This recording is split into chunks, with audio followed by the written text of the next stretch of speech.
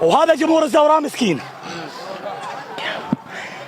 عليه رئيس الوزراء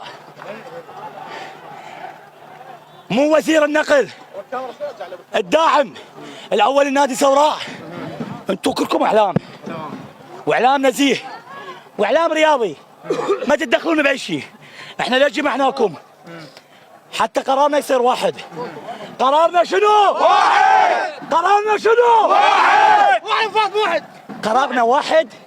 الإدارة تطلع عليه دولة رئيس الوزراء محمد الشاع السوداني اتدخل بحل نادي الزوراء، لأن احنا جمهور.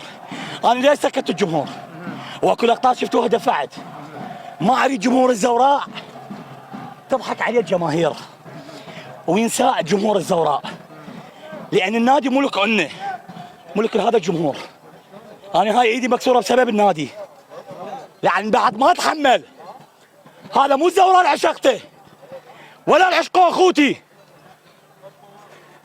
عيب سيد دولة رئيس الوزراء يسوون لنا حل. شباب الرياضيين قنواتنا الكريمة، نريدك تهدأ شوية.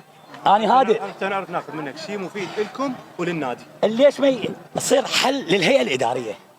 يعني شنو راح تقوم القيامة؟ مو وصل للحل، مو وصلت لصيغه حل مع الاداره. يعني انتم مقتنعين مقتنعين مقتنعين بهذا الزوراء؟ الخطوه التاليه بالنسبه لكم كجماهير. احنا جماهير راح نبقى مظاهرات، وعيب على امن الملاعب السد باب على جمهور وتحرم جمهور. عيب قدامكم. يعني معقوله دولة معالي الوزير عبد الامير الشمري يمشوه في القنوات ما حد يسوي له تاك من جمهور الزوراء، يحرم نفرين فقراء والله فقراء ما عندهم كروه. شوف هاي الخسائر من نحرموا لليوم الخسائر. فاحنا نريد حل للهيئه الاداريه، لان بعد ما تقدر من ايوب كابتن ايوب قام يطلع اللاعبين ما وقفوا قالوا له بيش. هذا مو الزوراء. هاي احنا صرنا اليوم وبعد يا مباراه تجي احنا محطه للفرق. هذا الهتاف ما راح يوقف، بس اذا انتم اعلام وادري بيكم ناس شرفاء ورياضيين توصلون صوت جمهور الزوراء الى دوله رئيس الوزراء. شنو صوت جمهور الزوراء؟ والى وزير النقل. صوت جمهور الزوراء شيء حل الهيئه الاداريه بالكامل. بالكامل ما نريدهم. تدري ايش ما نريدهم؟ صح؟